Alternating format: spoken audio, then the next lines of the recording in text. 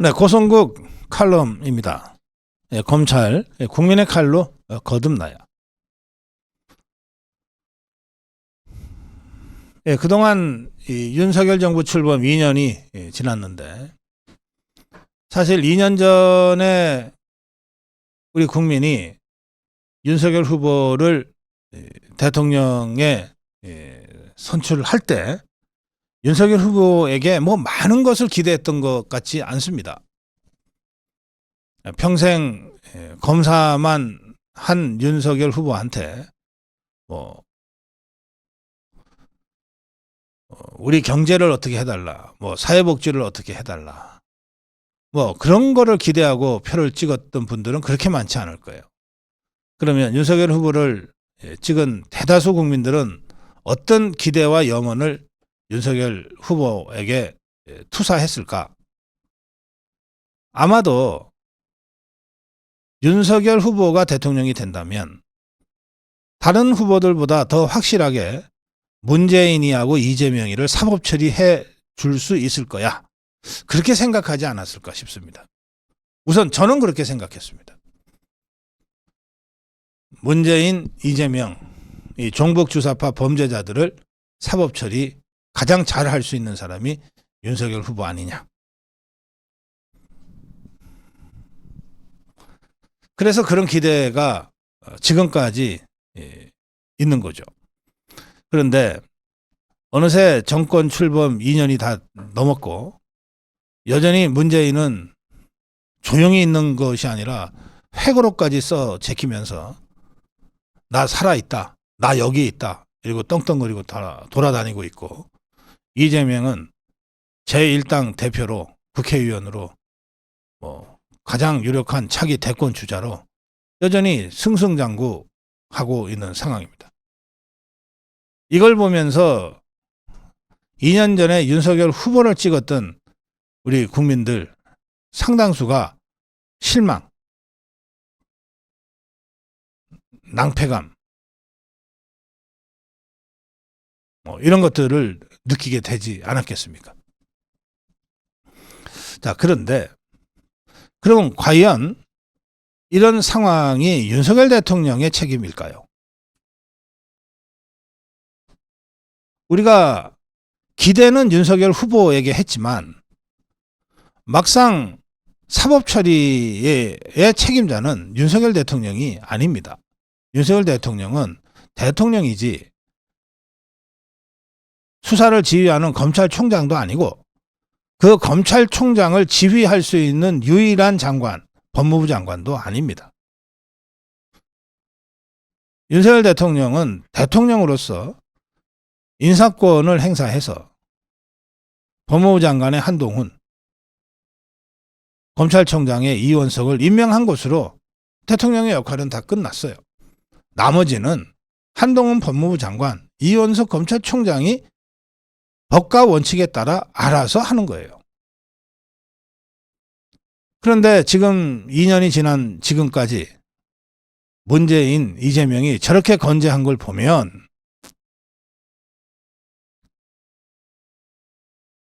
한동훈 장관, 그리고 특히 수사 책임자인, 직접적 책임자인 이원석 총장의 책임을 우리가 묻지 않을 수 없게 돼버린 거죠. 그런데 임기를 이제 넉 달도 남기지 않은 이원석이 얼마 전에 갑자기 2년 내내 가만히 있다가 또 여전히 김정숙, 김혜경 등에 대해서는 일체 제대로 된 수사를 지휘하지 않고 있다가 뜬금없이 김건희 여사 부분과 관련해서 특별수사팀을 구성해서 밀어붙이기 시작했어요. 수사팀을 보강해가지고 사실상 특수부에 준하는 수사팀을 구성했습니다. 그리고 나서 얼마 있다가 법무부가 검사장급 인사를 전격 단행했습니다. 검찰 고위직 39명이 한꺼번에 자리를 옮겼고, 이 인사에서 검찰의 꽃 서울중앙지검장으로 이창수 지검장이 이제 임명이 됐습니다. 이 상황을 보면서 대통령실과 검찰 간에 이게 갈등이 있는 것 아니냐, 뭐 이런 해석이 바로 나올 수밖에 없었죠. 이제 지난 더 알려지지 않았던 사실들이 몇 가지가 이제 드러나면서 이제 분명해지고 있는 상황인데요. 우선 이원석의 특별 지시로 그 김건희 여사를 수사하는 특별팀은 김건희 여사에 대한 대면 조사가 필요하다고 고집을 부렸다고 합니다. 특히 당시 이 팀을 직접 지휘했던 송경호 중앙지검장도 수사팀의 의견에 따라 김건희 여사에 대한 대면 조사가 필요하다.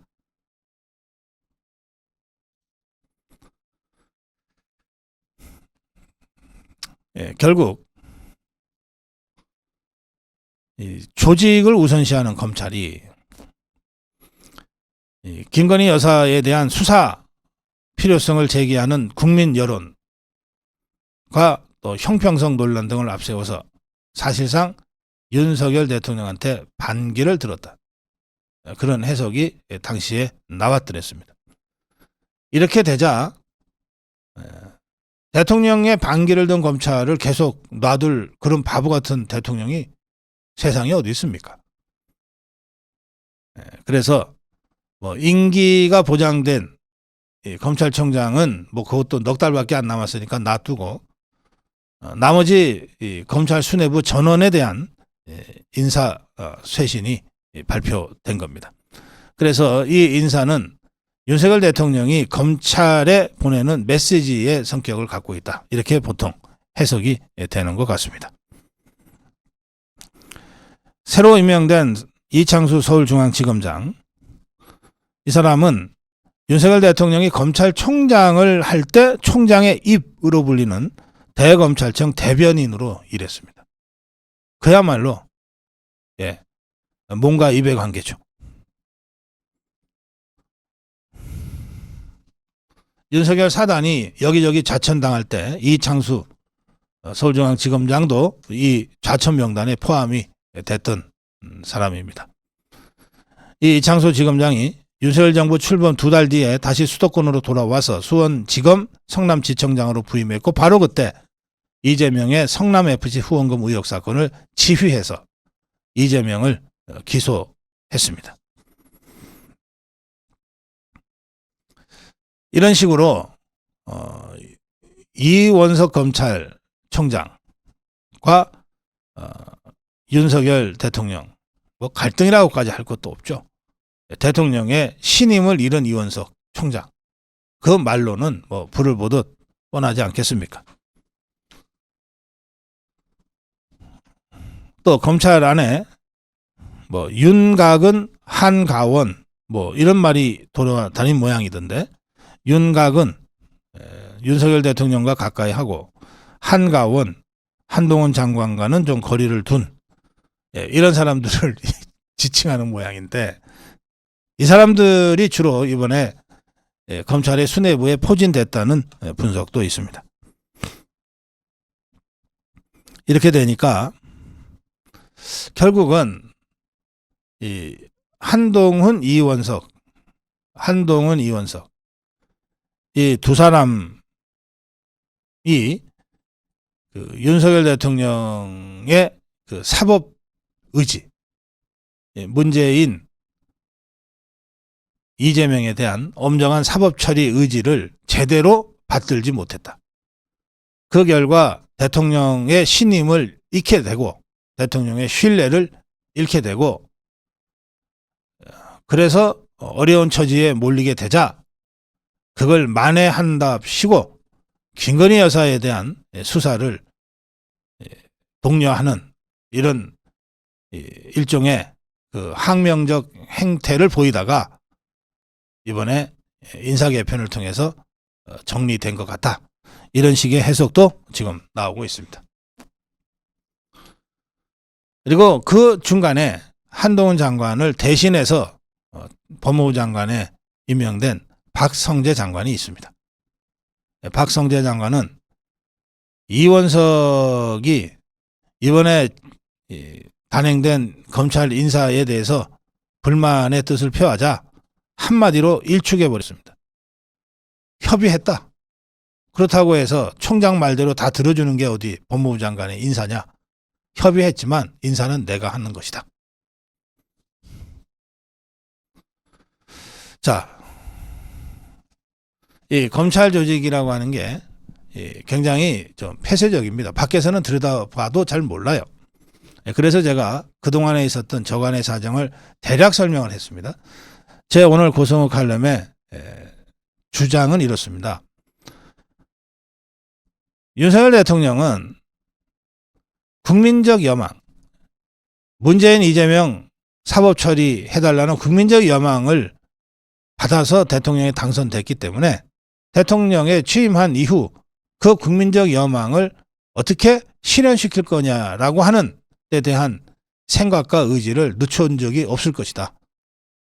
대통령 된 사람이 그 뜻으로 대통령이 됐다고 하는 걸 아는데 어떻게 그걸 소홀히 할 수 있었겠느냐. 다만 대통령은 직접 수사할 수 있는 총장도 아니고 그 총장을 지휘할 수 있는 장관도 아니기 때문에 윤석열 대통령은 한동훈을 법무부 장관에 임명하고 이원석을 검찰총장에 임명함으로써 대선에서 나타난 대선 민의, 문재인 이재명을 사법 처리하라고 하는 대선 민의를 위탁한 것이다. 위임한 것이다. 그런데 이것이 제대로 이루어지지 않았다.